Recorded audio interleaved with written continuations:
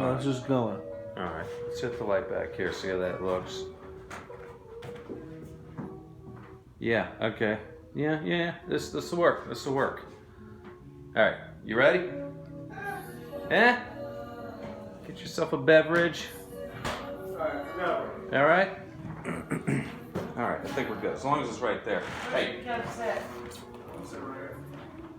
Oh, do you want to sit in the middle? No. Wherever, right there, that's fine. Okay. Is the video going now? Yes, it is. Yes, you're on camera. All right, so let's begin. Mom and Dad, happy birthday. Happy birthday. Mom, you met Kevin and Nicole. Hi, Star. All right, so Dad, this is. No, I think it's fine. I hope it'll be fine. We'll find out. We'll do a retake. No, Mom, this will be great. Alright, so Dad, this is my birthday present to you. I wanted to do something a little bit different this year. And what I'm going to do is I'm going to recreate a story from Florida when I was a child. Now, Florida in the 90s was the most cartoonish state in the most cartoonish era of the century, the 90s in Florida. You guys already know what Florida is like. You hear the stories, right? So this was Florida in the 90s, the weirdest time period. And just to illustrate one story from the neighborhood, this is not the story, but just one story.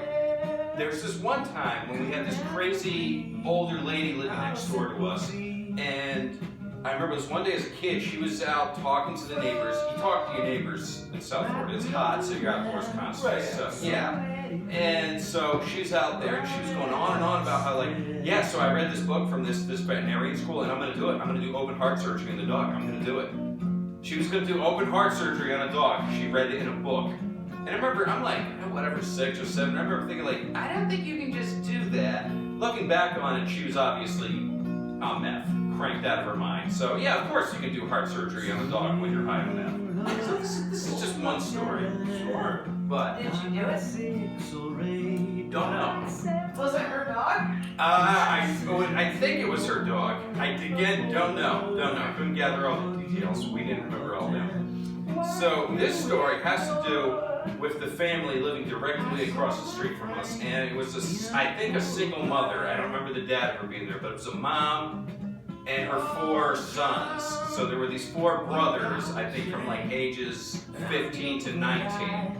And the oldest one was this one named Stephen. Now, we've been having problems with Stephen from the moment that we lived in that neighborhood. And like just to illustrate, one of the earliest problems was we all went on a trip to Philadelphia for like a week or so, and we came back and we had been robbed.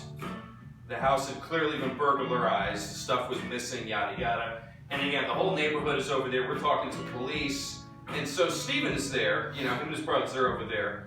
And Stephen, I remember Stephen saying something to my dad. He was like, yeah, I have a list of people who steal. I could consult it and maybe figure out, who did this. And as a kid, and again, I was thinking like, that sounds like something I would say.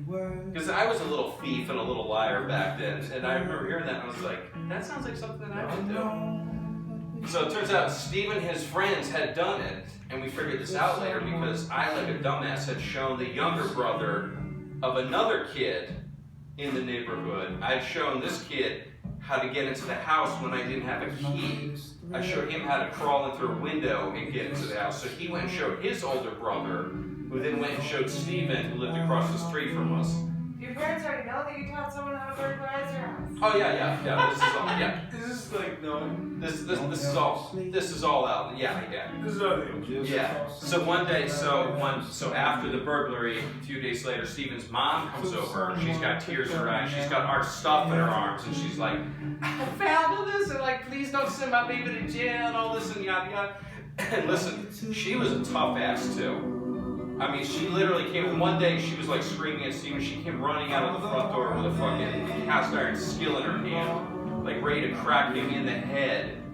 I didn't care if he was unconscious or not, he probably deserved it. But she came over one day with all her stuff in her arms, and she was like, listen, he did it, I'm sorry, please don't press charges, yada yada. We didn't, but that was just the beginning of it. So, one day, and the whole point of the story was he as a kid realizing like, oh shit, my dad is a fucking gangster. And I don't mean gangster like he belonged in the mob, I mean gangster in like how you conduct yourself, how you deal with things. And a gangster is somebody who does things intelligently while also asserting themselves. And, oh shit, and let me just tell the first story. Actually, another thing that happened was my dad went away on a business trip to Philly one day, and Steven comes across the street dressed in his Sunday's finest, a three-piece suit, all this and that, and asks my mom out on a date. Comes to the front door and asks my mother out on a date. This is your dad. What's that? This is This your is dad. the guy across No, the this street. is the guy Steven. This is the 19-year-old punk from across the street. He comes over and asks my mom out on a date. And of course she's like, Steven, get the fuck out of here. I'm a married woman, you know? Wow. So my dad gets back from this, of course my mom tells him about it. And at first he's kind of pissed off. He's like, that little motherfucker, I'm gonna do something, you know. But then he thinks about it, this is what a gangster does, right? Gangster doesn't get mad. He thinks about it, he's like, I'm gonna get something from this. And so he thought about it, he's like, I know exactly what I'm gonna do. I'm not gonna go and like beat the kid up, that would be stupid. No, he's like, I'm gonna get something from him. So he goes across the street, he asks for Steven. Steven comes to the door and he's like, so Steven, my mom says that, my wife says that you came to the house while I was gone over the weekend. And he says this to him, and he pauses for a second, and he watches his reaction. He does this intentionally. He just stares at him just to see what he'll do or say. And Steven's just standing there, he's not doing anything. And then my dad finishes the sentences, and he goes, to fix the leak in the roof, right? And Steven goes, oh yeah, of course, yeah, no, I'm happy to help, yeah, absolutely, you know, because what's he gonna do? Like, oh no, I didn't come to fix a leak in the roof, I asked your wife out, what are you talking about? So, as it turns out, there was a leak in the roof. And my dad says, hey, that's awesome that you did that. Thank you so much. Hey, listen, it's leaking again. Could you come over and take a look at it again?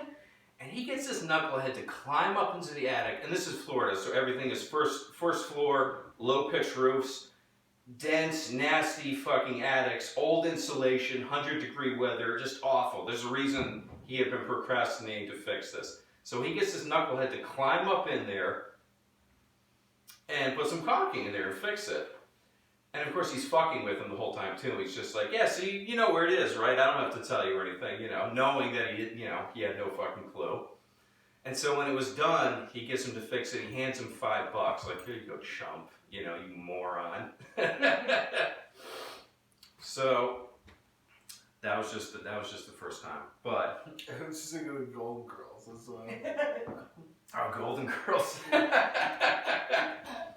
All right, so everything came to a halt one day when, again, hot 100-degree Florida day, and they were blasting the music. Him and his 4 brothers, and they've got one of these redneck front yards where it's just car parts and everything. So they're blasting the music out there. My dad goes over, politely asks them, can you turn the music down? They do it first.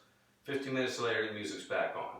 So this time, my dad says to me, specifically says, Marlon, sit. We have this big front bay window. He's like, Marlon, sit there and watch this. Because he knew that some shit was about to go down. He knew, like, I'm about to go over there and go alpha on these fucking kids. Jeez. Yeah.